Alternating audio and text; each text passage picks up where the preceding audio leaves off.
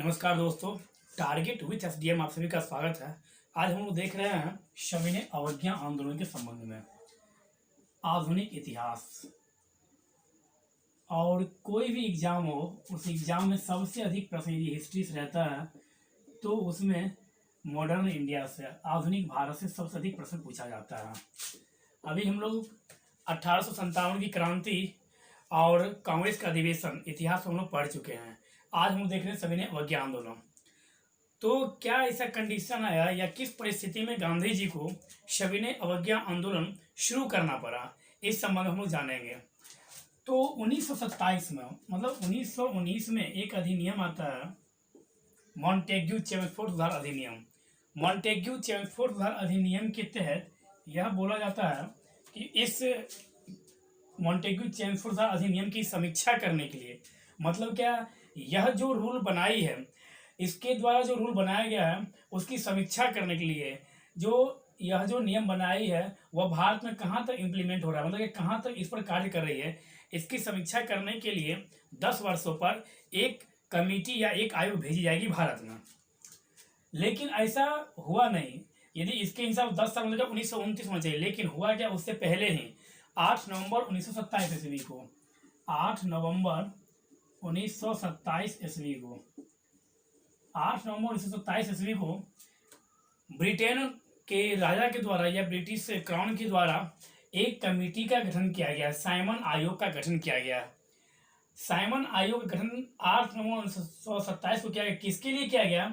तो 1919 जो Montagu Chelmsford सुधार जो अधिनियम था उसकी समीक्षा के लिए भारत भेजा गया साइमन आयोग या साइमन कमीशन।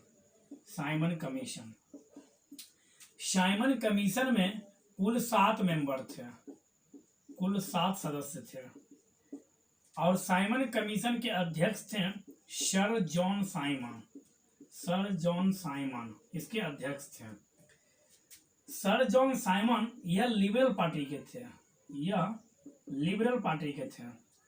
और सर जॉन क्लीमेंट, मतलब कि क्लीमेंट एटली, क्लीमेंट एटली यह लेबर पार्टी के थे, लेबर पार्टी के। और साइमन कमीशन के 7 सदस्यों में से एक सदस्य ये भी थे, क्लीमेंट एटली भी। तो साइमन कमीशन के अध्यक्ष सर जॉन साइमन और क्लीमेंट एटली इसके एक सदस्य थे। साइमन कमीशन का विरोध होने का रीजन क्या था, सबसे प्रमुख कारण क्या था? तो इसके सातों के सातों जो सदस्य थे वो कौन थे? तो वह अंग्रेज थे। तो साइमन कमीशन का गठन हुआ 1927 में। साइमन कमीशन वहां से भारत पहुंची 3 फरवरी 1928 को। साइमन कमीशन भारत कब आया? तो साइमन कमीशन भारत आया 3 फरवरी 1928 ईस्वी को। और इस समय, मतलब क्या, जब साइमन कमीशन इंडिया आया तो इस समय भारत का गवर्नर जनरल कौन था? तो इस समय भारत का गवर्नर जनरल था लॉर्ड इरविन।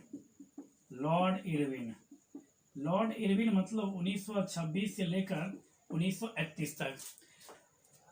लॉर्ड इरविन के शासनकाल में साइमन कमीशन इंडिया आया। साइमन कमीशन में कुल 7 सदस्य थे और साइमन कमीशन 1919 भारत शासन अधिनियम की समीक्षा करने के लिए भारत भेजा गया था। साइमन कमीशन जब भारत आया 3 फरवरी 1928 ईस्वी को, तो इसके आने से पहले ही भारतीयों के द्वारा क्या किया गया, एक आंदोलन की शुरुआत की। मतलब क्या, भारतीय व्यक्तियों में एक भ्रम फैला दिया गया। क्या? तो साइमन कमीशन जो आ रही है वो सब के सब अंग्रेज हैं, और ये भ्रम नहीं थी, यह सच्चाई भी थी, और यह भारतीयों को कुछ भी देने वाली नहीं है। तो इस कारण से इनके आगमन से पहले ही भारतीय तैयार थे इनका विरोध करने के लिए। तो बम्बई में जैसे ही 3 फरवरी 1928 ईस्वी को साइमन कमीशन बम्बई पहुंचा तो साइमन कमीशन के विरोध में काला झंडा भारतीयों के द्वारा दिखाया गया। और साइमन कमीशन का सबसे पुरजोर विरोध कहाँ हुआ? तो वह हुआ लाहौर में। लाहौर में साइमन कमीशन का सबसे पुरजोर विरोध किया गया, मतलब सबसे अधिक विरोध कहाँ किया गया? तो लाहौर में किया गया। और उस समय लाहौर भी भारत के अंतर्गत नहीं आता था, क्योंकि उसमें पाकिस्तान नहीं बना हुआ था। और लाहौर में कौन किए थे? तो लाहौर है किस नदी किनारे? तो लाहौर है रावी नदी के तट पर स्थित है लाहौर। और रावी नदी जो है यह है कहाँ? तो यह रोहतांग दर्रा से यह निकलती है। रावी नदी रोहतांग दर्रा से निकलती है। और लाहौर से नेतृत्व किए थे, मतलब क्या, लाहौर में विरोध कौन किए थे? तो लाला लाजपत राय। लाला लाजपत राय जी के द्वारा लाहौर में साइमन कमीशन का विरोध किया गया और यह नारा दिया गया क्या, तो साइमन कमीशन वापस जाओ वापस जाओ।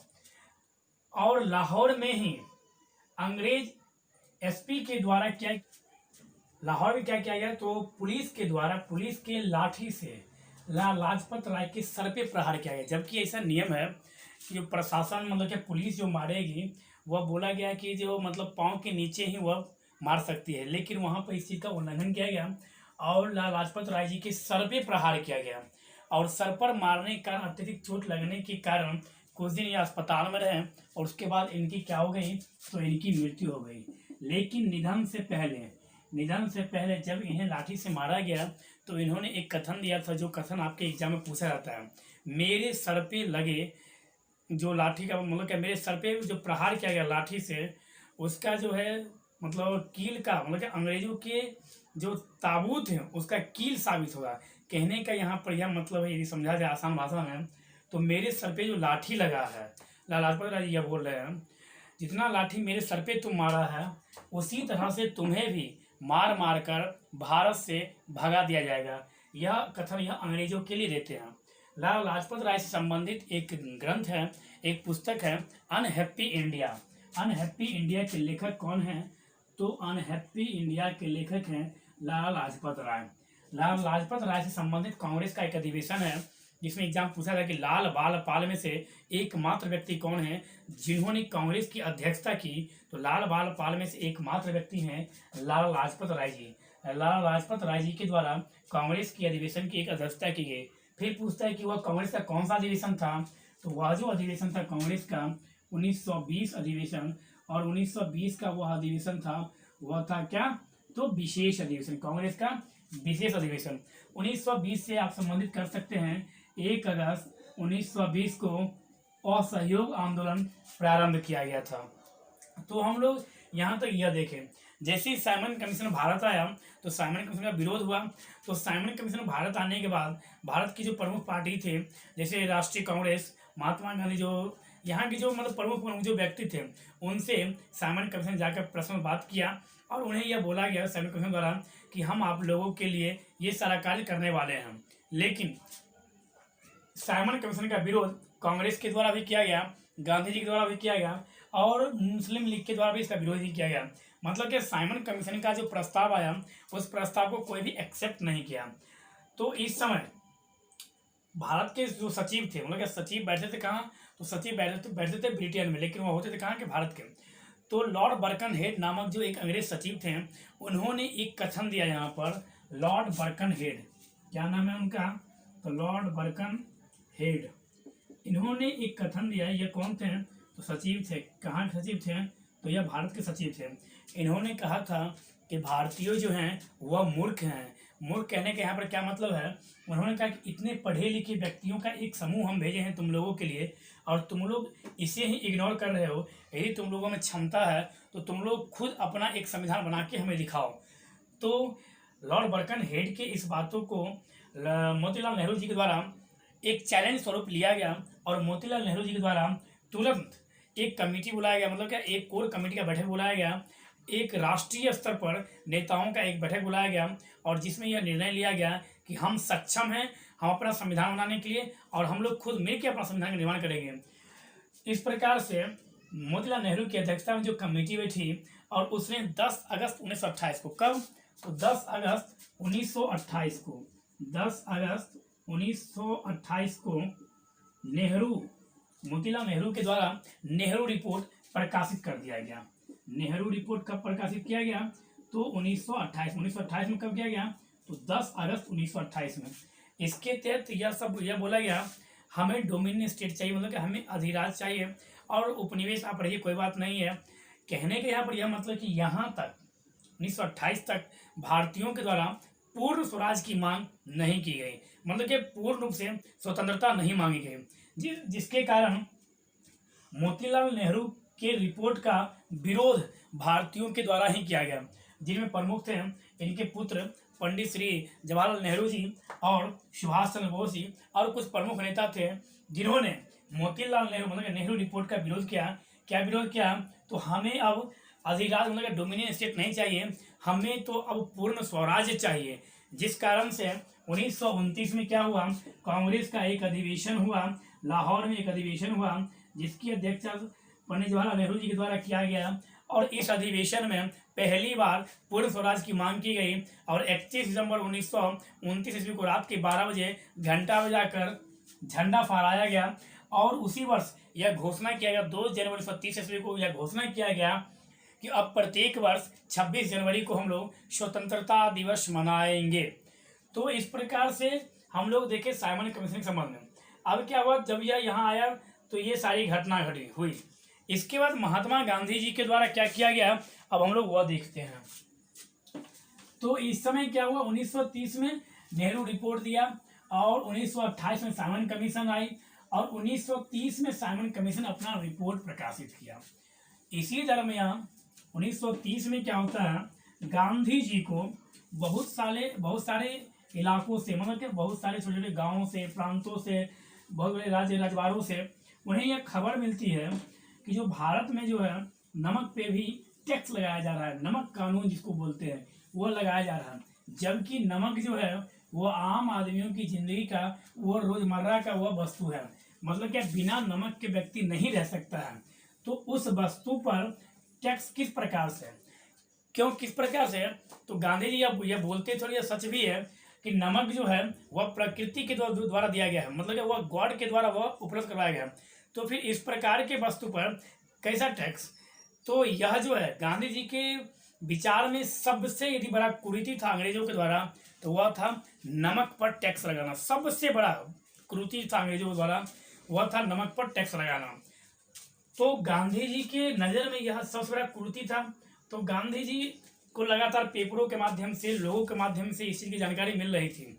तो गांधी जी के मन में आया कि ऐसा क्यों हो रहा है। इसका मतलब यह है कि जब तक जनता नहीं जागी है तब तक यह उसका शोषण करे, मतलब क्या कहीं ना कहीं जनता के कमजोरी का फायदा उठाया जा रहा है। और यह वास्तव में भी है, यदि आप किसी चीज़ का विरोध नहीं करते हैं तो वह चीज़ आप पे हावी होते जाएगा, और जब ही आप विरोध करना शुरू करेंगे तो वह गलत बात या जो भी है वह आपसे दूर जाना शुरू हो जाएगा।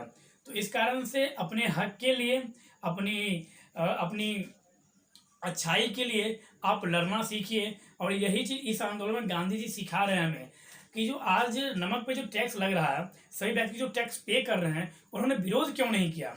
आज यदि वह विरोध करते तो आज इस स्तर पे नमक पे टैक्स नहीं लगता। लेकिन कहीं ना कहीं जनता का भी यहाँ पर कमजोरी है, जिसका फायदा श्वेत लोगों के द्वारा उठाया जाता है। तो गांधी जी इससे बहुत विचलित हो गए। तो गांधी जी के द्वारा उनका एक आश्रम था, साबरमती आश्रम।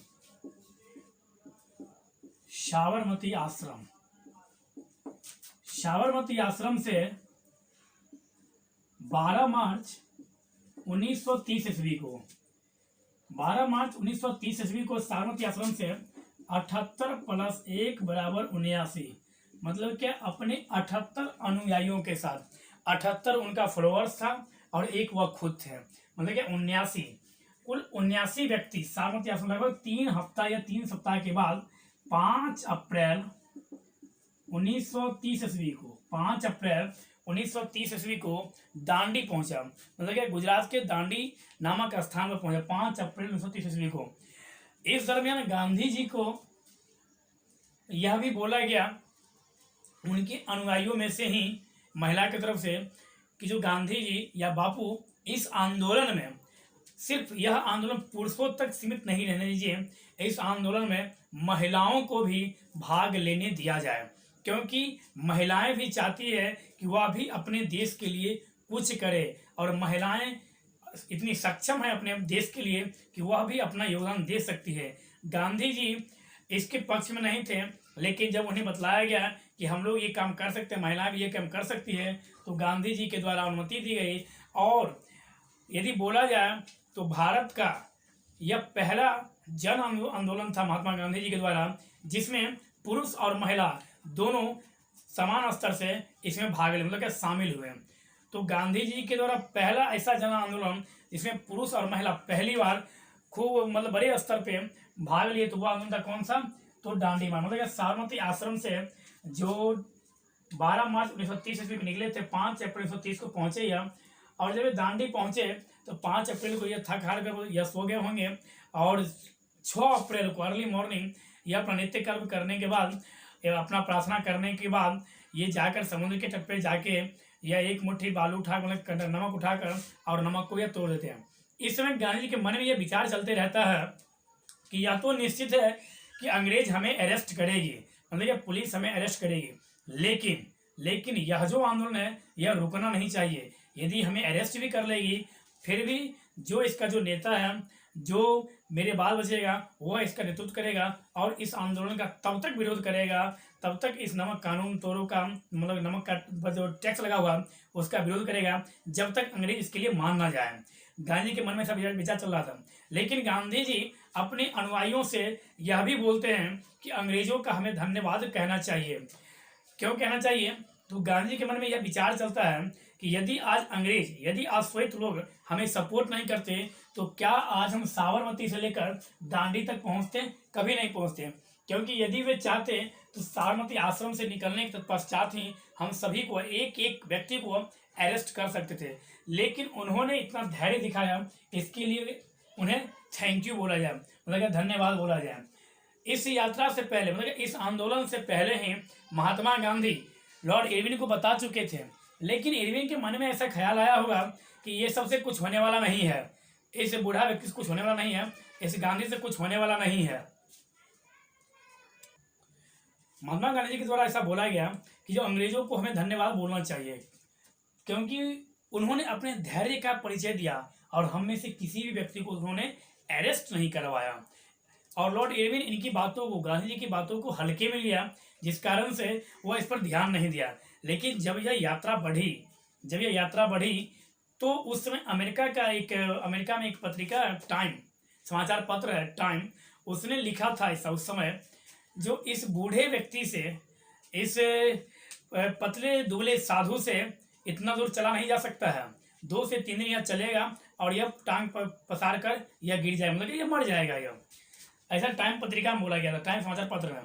लेकिन गांधी जी इस बात को गलत साबित कर दिए और वो लगातार इतने उन्होंने दूरी तय किया और अपने पूरे अनुयायियों के साथ और पूरे जोश और उमंग के साथ। तो वही पत्रिका जो आज उनका विरोध कर रहा है, वही पत्रिका कल जाकर उनके सम्मान में यह लिखती है कि यह अंग्रेजों के खिलाफ किया गया एक इतना बड़ा आंदोलन है जिसने अंग्रेजों को अंदर तक क्या कर दिया, अंदर तक हिला दिया और अंग्रेजों को यहाँ तक मजबूर कर दिया कि अब जो हम इस देश में रहेंगे तो अब हमें इस देश से में जो रहना है तो हमें सतर्क होकर रहना पड़ेगा। और कहीं ऐसा ना हो कि जो यह पहला ऐसा स्टेप है जिससे हमें इस देश से भगाने का विचार किया जा रहा है।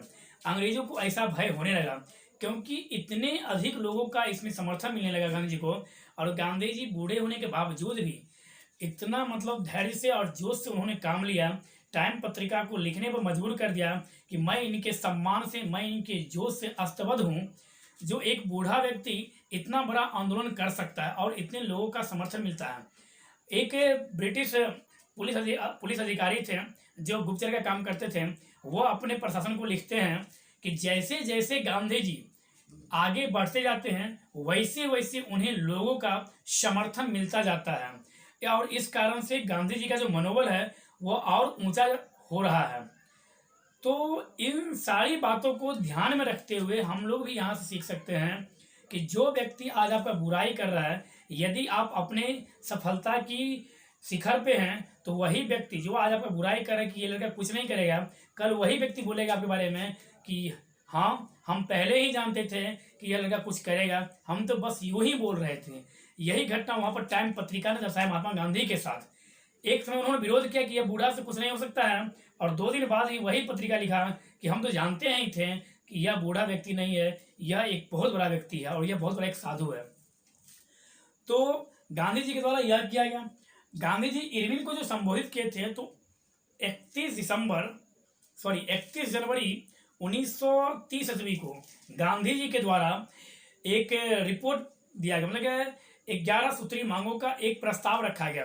रैमजे मैकडोनाल्ड जो ब्रिटेन के जो उस समय प्रधानमंत्री थे और ब्रिटिश जो यहाँ पर थे लॉर्ड इरविन, गवर्नर थे इंडिया में लॉर्ड इरविन और British prime minister Ramsay MacDonald को मतलब महात्मा गांधी जी के द्वारा 11 सूत्री मांगों का एक पर्चा दिया गया, जिसमें बोला गया जो हमें ये सारी मांगे चाहिए, लेकिन इनकी मांगों को अंग्रेजों के द्वारा क्या किया गया, फॉलो नहीं किया गया, मतलब क्या, ध्यान ही नहीं दिया गया। तो कभी कभी यहाँ से पूछता है कि इनकी मांगों में क्या सब था। तो पहला मांग तो हम लोग यह बोलेंगे कि नमक पर जो कानून है वह समाप्त किया जाए। मतलब क्या, नमक कानून, नमक पर जो टैक्स लगा रहे हो आप, वह समाप्त करो आप। इसलिए क्योंकि यह टैक्स जो आप लगा रहे हो इस पर आम जनता पर, जनमानस पे प्रभाव पड़ रहा है, और यह आप गलत कर रहे हो, सबसे गलत आप कर रहे हो नमक पे कानून लगाकर। पहला मांग था। दूसरा मांग किया गया इसमें क्या, पहला मांग था नमक कानून समाप्त, नमक कानून समाप्त किया जाए। दूसरा मांग था जो सैनिकों का जो व्यय है, सैनिकों के लिए जो खर्चा होता है, सैनिकों के व्यय में 50% तक की कमी लाया जाए, सैनिकों के व्यय में 50% तक की कमी लाया जाए। यह भी 11 सूत्री मांगों में था। और क्या था, तो सिविल सेवा में, सिविल सेवा में क्या किया जाए, तो सिविल सेवा के लिए जो खर्च होता है उसमें भी 50% की कमी लाया जाए। संपूर्ण भारत में मद्यपान संपूर्ण भारत में मद्यपान निषेध किया जाए, मतलब कि शराब जो है उसे बंद किया जाए संपूर्ण भारत में।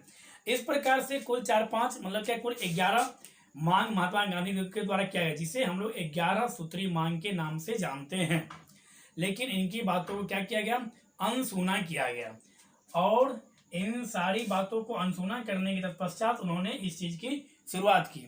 अब क्या हुआ, हम लोग देखते हैं कि जो सविनय अवज्ञा आंदोलन है, इसे हम लोग सत्याग्रह से सब भी जोड़ सकते हैं। मतलब क्या, गांधी जी के द्वारा सविनय अवज्ञा, कहने का यह मतलब कि हम आपसे निवेदन करते हैं, किसके तहत, तो सत्य के बल पर हम आपसे निवेदन करते हैं कि हमें आप यह चीज प्रदान करें। सविनय मतलब क्या, हम आपसे निवेदन करते हैं। अवज्ञा का मतलब जैसे यहाँ पर विरोध करना हम बोल सकते हैं, तो यहाँ पर यही हुआ भी। सविनय अवज्ञा मतलब क्या, शांति से गांधी जी के द्वारा, गांधी जी का वैसे भी फॉर्मूला ही था सत्य और अहिंसा, सत्य के बल पर विजय प्राप्त करना, गांधी जी का यह फॉर्मूला था, और इसी फॉर्मूले के तहत इन्होंने इसकी शुरुआत की। इसे सविनय सत्याग्रह आंदोलन भी बोला जाता है। तो सत्याग्रह के संबंध आप लोग जानते ही होंगे, गांधी जी के द्वारा पहली बार सत्याग्रह शब्द प्रयोग 1906 ईस्वी में अफ्रीका में किया गया, और भारत में पहली बार किया गया 1917 ईस्वी में चंपारण जो बिहार में किया गया। तो इसके तहत क्या हुआ, तो सविनय अवज्ञा आंदोलन का कुछ क्षेत्र का विस्तार किया गया, जिसे अब हम लोग देखते हैं।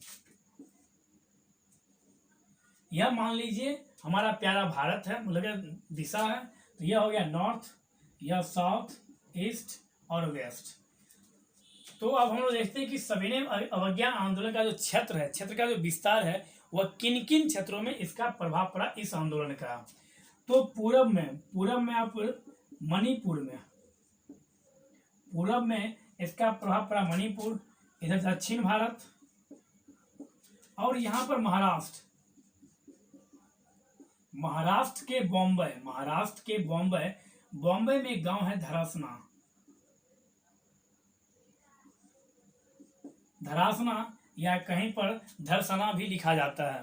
तो इस गांव में, और नॉर्थ इंडिया पर भी प्रभाव पड़ा था।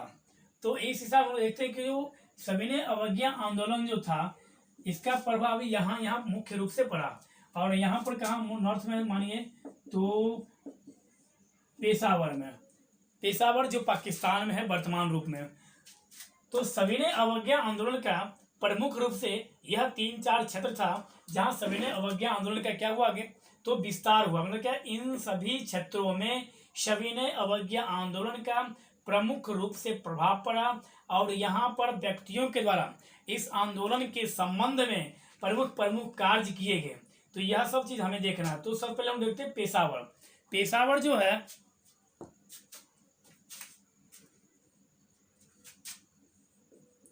पेशावर पाकिस्तान, वर्तमान के पाकिस्तान में है, और उस समय तो पाकिस्तान था नहीं, तो भारत में। पेशावर से नेतृत्व किसने किया? तो पेशावर से नेतृत्व किए थे खान अब्दुल गफ्फार खान।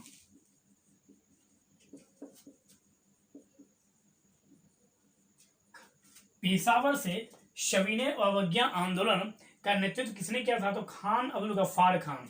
खान अब्दुल गफ्फार खान जी को हम लोग सीमांत गांधी भी बोलते हैं, सीमांत गांधी, या इन्हें हम लोग frontier Gandhi, frontier Gandhi, frontier Gandhi के नाम से भी खान अब्दुल गफ्फार खान जी को जाना जाता है। खान अब्दुल गफ्फार खान के द्वारा खुदाई एक संगठन बनाया गया था, खुदाई खिदमतगार, खिदमतगार, जिसकी स्थापना इनके द्वारा 1930 में किया गया था।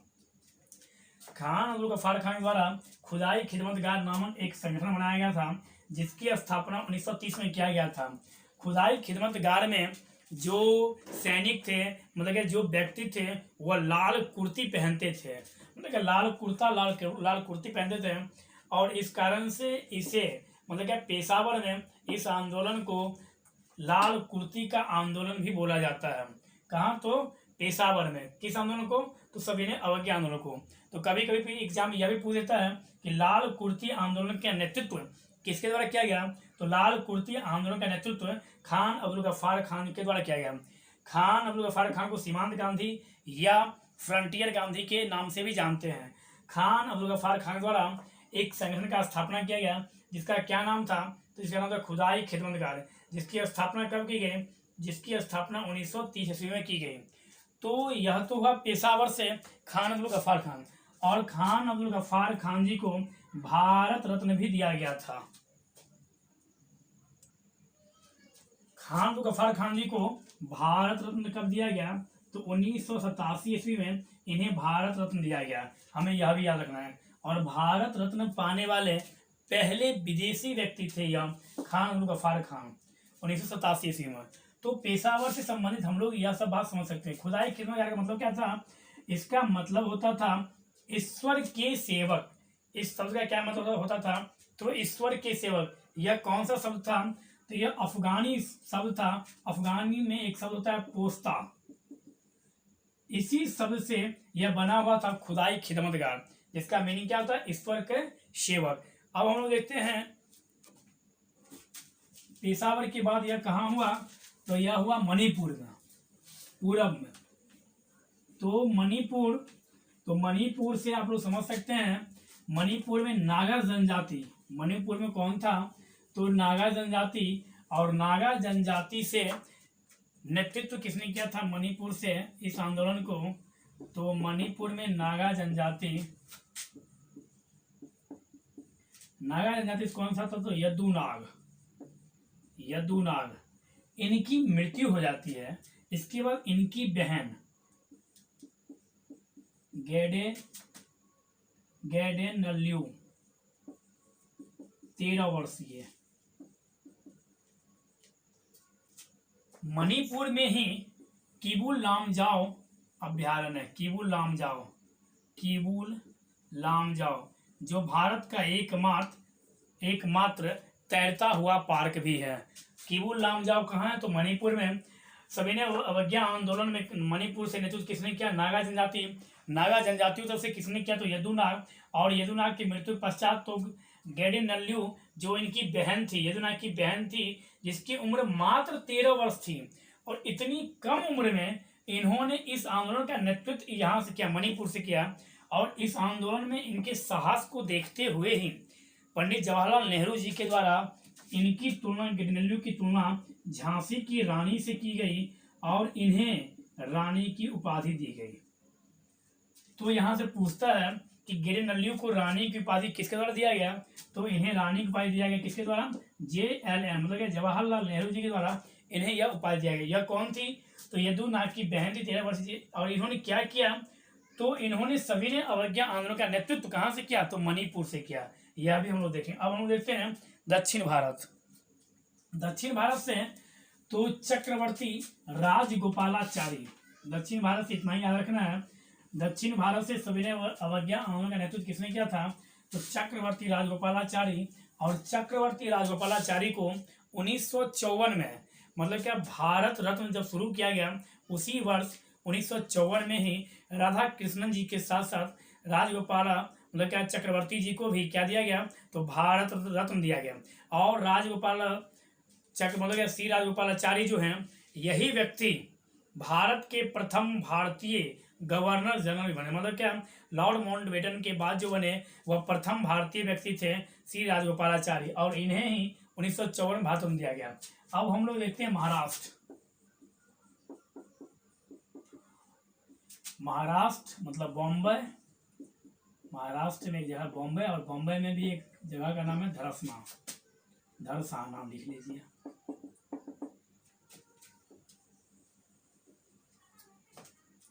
महाराष्ट्र बॉम्बे धरसाना में क्या हुआ, तो यहाँ पर एक धरसाना कांड हुआ था, और यह कांड क्या है सो देखिएगा।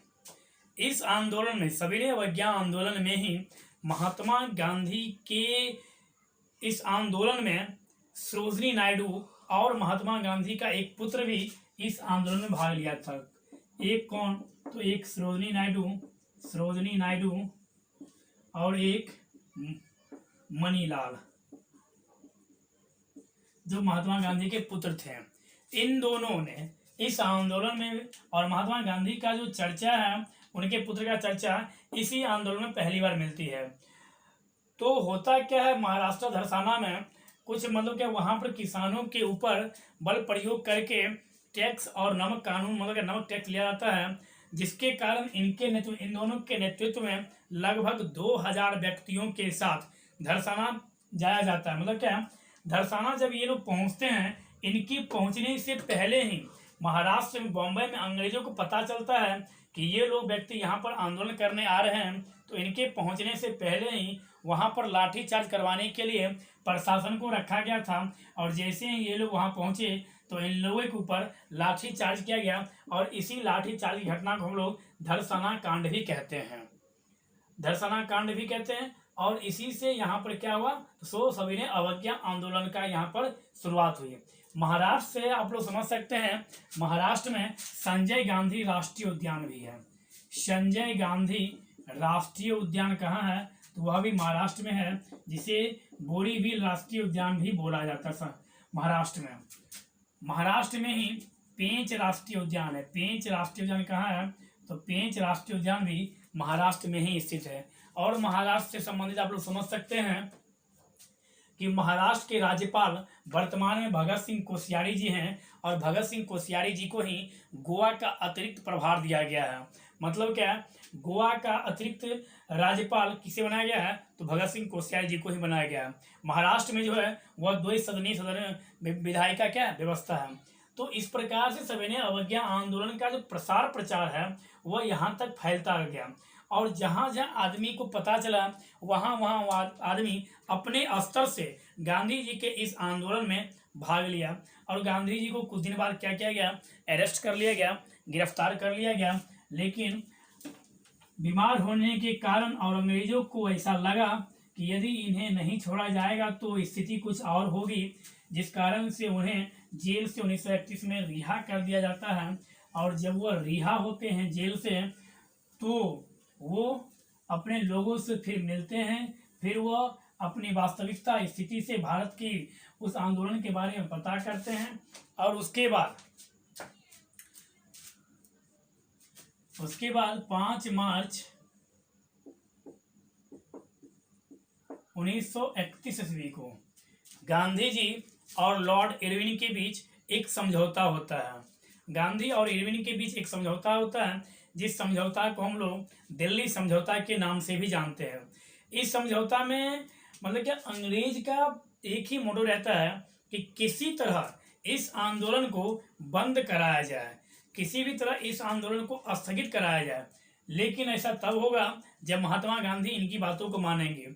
तो होता क्या 5 मार्च 1931 ईस्वी को, तो इससे पहले थोड़ा सा देख लीजिए, नवंबर 1930 ईस्वी में,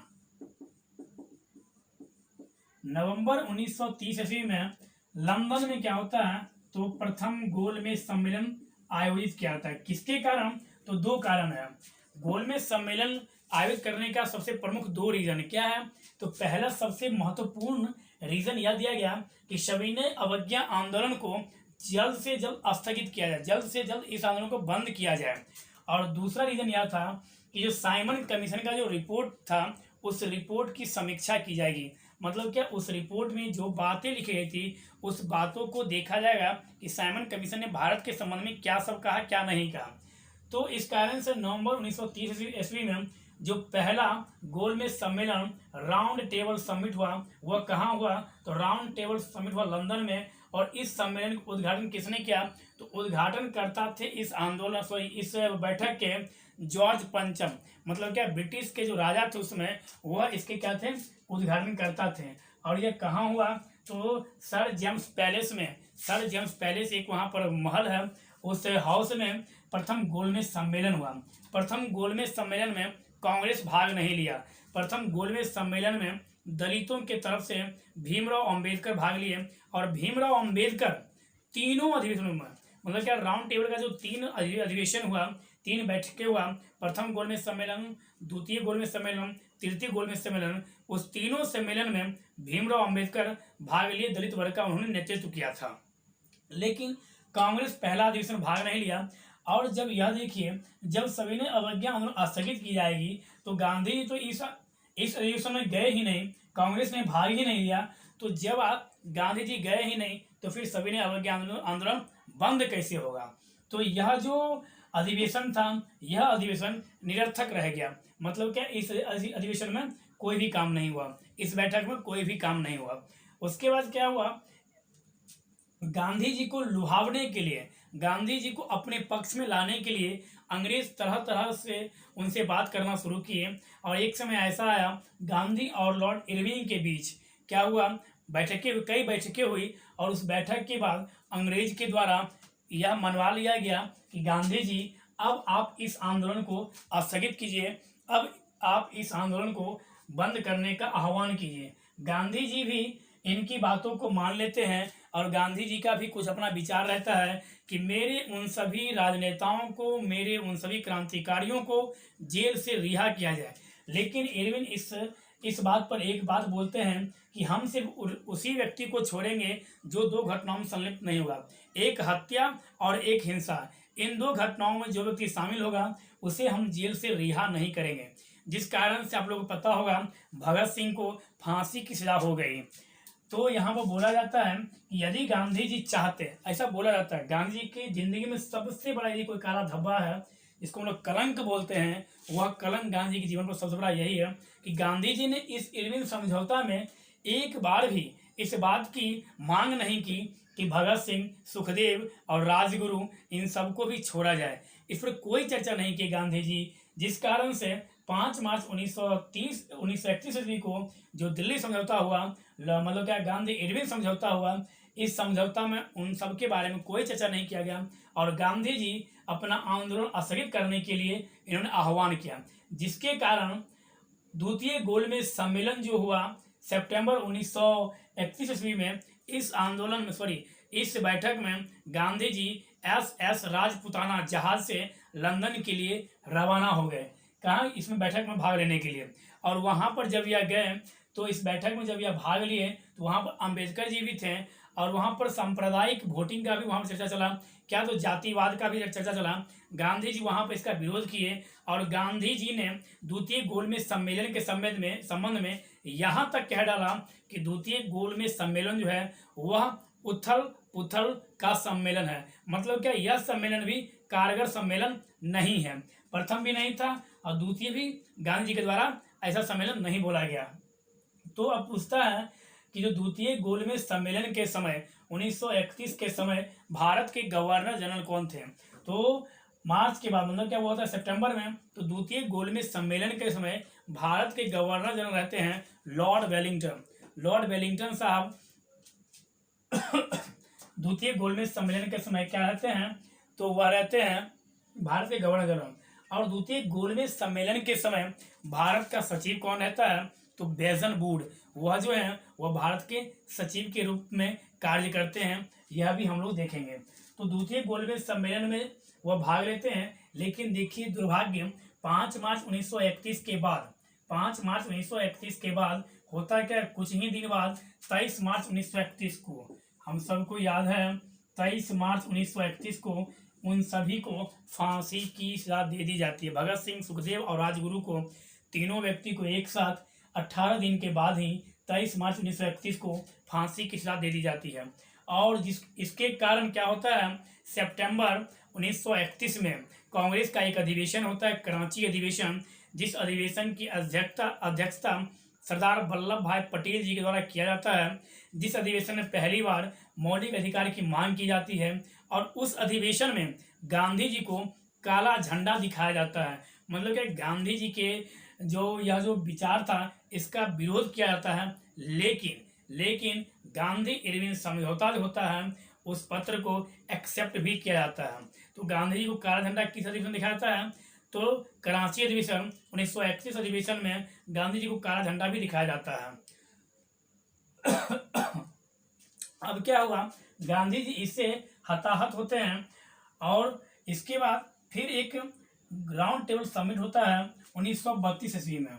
1932 ईस्वी में फिर एक राउंड टेबल समिट होता है, मतलब क्या, गोलमेज सम्मेलन। तो कुल 3 गोलमेज सम्मेलन हुआ, पहला 1930 ईस्वी में, दूसरा 1931 ईस्वी में और तीसरा 1932 ईस्वी में। 3 गोलमेज सम्मेलन, तीनों गोलमेज सम्मेलन में भाग लेने वाले भारतीय जब पूछे आपसे तो डॉक्टर भीमराव अम्बेडकर जी तीनों गोलमेज सम्मेलनों में भाग लेने वाले व्यक्ति थे। और उसके बाद क्या हुआ, गांधी जी इस आंदोलन को स्थगित करने के लिए मजबूरन भी हुए या बाध्य भी थे। और उसके बाद उन्होंने क्या किया, और अंग्रेज भी इनकी बातों को माना और नमक कानून को अंग्रेज भी समाप्त करने के लिए तैयार हो गया, क्योंकि उसे यह भय सताने लगा कि अब यदि हम इसकी बातों को नहीं मानते हैं तो यह आंदोलन बहुत बड़ा रूप ले लेगा, जिस कारण से अंग्रेज गांधी जी की बातों को भी मानने के लिए तैयार हो गया। अब इसे थोड़ा देखते हैं हम लोग। 1924 में क्या हुआ, HRA हिंदुस्तान रिपब्लिकन एसोसिएशन की स्थापना 1924 ईस्वी में किया गया, जिसके संस्थापक सचिंद्र नाथ सान्याल जी को बोला जाता है। इसके द्वारा, इस संगठन के द्वारा एक घटना को क्या दिया गया, अंजाम दिया गया। और वह घटना कौन सा था, तो वह घटना था 9 अगस्त 1925। 9 अगस्त 1925 काकोरी कांड। काकोरी कांड का मतलब क्या, काकोरी नामक स्टेशन पर सरकारी रेलगाड़ी जा रही थी और उस रेलगाड़ी से खजाना को लूट लिया गया। यहाँ पर लूटना नहीं बोलना चाहिए, लेकिन इतिहासकार बोलते हैं लूटना इसलिए नहीं बोलना चाहिए क्योंकि वो हमारा ही संपत्ति था, और यदि हम अपना संपत्ति लेते हैं तो उसे लूटना नहीं बोला जा सकता। लेकिन इन्होंने गाड़ी को रोककर और उस गाड़ी में जितने भी सरकारी संपत्तियां थी उसे इन्होंने अपने कब्जे में ले लिया, और इस घटना को काकोरी कांड के नाम से बोलते। कब हुआ था, तो 9 अगस्त 1925 ईस्वी को काकोरी कांड हुआ। और इसमें जो व्यक्ति सब थे इनके खिलाफ क्या किया गया, तो केस भी चलाया गया। और इसमें कुछ शामिल व्यक्ति थे, 3-4 व्यक्ति, और इसमें जो शामिल व्यक्ति थे उसमें से कुछ व्यक्ति को फांसी की सजा भी दी गई। लेकिन इस घटना को जैसे ही अंजाम दिया गया उसके बाद अंग्रेजों के द्वारा इनके परिवारों को, जो इसमें शामिल थे इनके परिवारों को कष्ट देना शुरू किया गया। तो इनसे आहत होकर आगे बढ़कर एक नवयुवक जो थे भगत सिंह जी आगे बढ़े और उन्होंने कहा कि मैं अपना आत्मसमर्पण करूंगा, और ये अपना समर्पण करने के लिए चले गए। इन्होंने क्या किया, बम लेकर नेशनल असेंबली में, दिल्ली के नेशनल असेंबली में ये गए और बम फेंकने के लिए, और ये निहत्थे गए। क्या, तो हमें बम फेंकना है, हमारा उद्देश्य किसी को मारना नहीं है, हमारा उद्देश्य बहरे को सुनाई देना है कि हमारी भी कुछ मांगे हैं। और सेम यही घटना यह करते हैं, भगत सिंह जी नेशनल असेंबली में जाते हैं, मीटिंग के दौरान ही ये बम फेंकते हैं जिसमें कोई व्यक्ति मरता नहीं है, और यह सभी सरकारी जो कागज होते हैं उन्हें यह फाड़ के यह फेंकते हैं। और नेशनल असेंबली में इनके द्वारा इनकलाब जिंदाबाद का नारा दिया जाता है, और यह अपना आत्मसमर्पण कर देते हैं। और इसके बाद HSRA, इस आंदोलन में चंद्रशेखर आजाद भी रहते हैं, और चंद्रशेखर आजाद भाग जाते हैं। हिंदुस्तान सोशलिस्ट रिपब्लिकन एसोसिएशन, यह था HRA, हिंदुस्तान रिपब्लिकन एसोसिएशन, यह था हिंदुस्तान सोशलिस्ट रिपब्लिकन एसोसिएशन। इसका गठन 1928 में किया गया। 1928 में कहाँ किया गया, कानपुर में किया गया। भारतीय दलहन शोध संस्थान और भारतीय चीनी तकनीकी संस्थान और गंगा किनारे सबसे बड़ा शहर स्थित कानपुर। पीलीभीत राष्ट्रीय उद्यान और दुधवा राष्ट्रीय उद्यान यूपी में है, उत्तर प्रदेश में। तो HSRA इसका स्थापना चंद्रशेखर आजाद के द्वारा 1928 ईस्वी में कानपुर में किया गया। तो इस तरह से हम लोग आज सविनय अवज्ञा आंदोलन के संबंध में देखने का प्रयास किए। और यह भी याद रखिएगा, सविनय अवज्ञा आंदोलन में साबरमती से जो दांडी तक जो यात्रा की है, इस यात्रा की तुलना सुभाष चंद्र बोस जी के द्वारा किया गया गांधी जी की 2 यात्राओं से। एक यात्रा किया गया क्या, तो नेपोलियन बोनापार्ट का जो यात्रा था वह यात्रा किया गया, मतलब क्या पेरिस से यात्रा जो था नेपोलियन बोनापार्ट का हुआ। और एक यात्रा किया गया मतलब क्या इटली मुसोलिनी के द्वारा जो यात्रा किया गया इटली मतलब क्या रोम से, उस यात्रा से महात्मा गांधी की इस यात्रा की तुलना की किसके द्वारा, सुभाष चंद्र बोस जी द्वारा। सुभाष चंद्र बोस जी को नेताजी की उपाधि एडोल्फ हिटलर के द्वारा दिया गया, यह भी हम लोग याद रखेंगे। और सुभाष चंद्र बोस जी द्वारा महात्मा गांधी को राष्ट्रपिता का उपाधि दिया गया, यह भी हम लोग याद रखेंगे। सुभाष चंद्र बोस जी के द्वारा तुम मुझे खून दो मैं तुम्हें आजादी दूंगा, यह नारा किसने दिया, तो सुभाष चंद्र बोस जी द्वारा दिया गया। और इंडियन स्ट्रगल पुस्तक लेखक कौन है, तो इंडियन स्ट्रगल पुस्तक लेखक भी सुभाष चंद्र बोस है। सुभाष चंद्र बोस का जन्म कब हुआ, तो जनवरी 1897 ईस्वी में कहाँ हुआ, कटक में हुआ। और उनकी मृत्यु कब हुई, 18 अगस्त 1945 ईस्वी को सुभाष चंद्र बोस की मृत्यु का ऐसा प्रमाणीकरण नहीं किया गया, लेकिन बोला था कि उनकी मृत्यु 18 अगस्त 1945 ईस्वी को हो गया। और 2 सितंबर 1945 ईस्वी को सेकेंड वर्ल्ड वॉर समाप्त हुआ। तो आज हम लोग सभी ने अवज्ञा आंदोलन के संबंध में समझने का प्रयास किए और हम उम्मीद करते हैं कि यह जो आंदोलन बताया गया है यह आप लोगों को समझ में आएगा। धन्यवाद।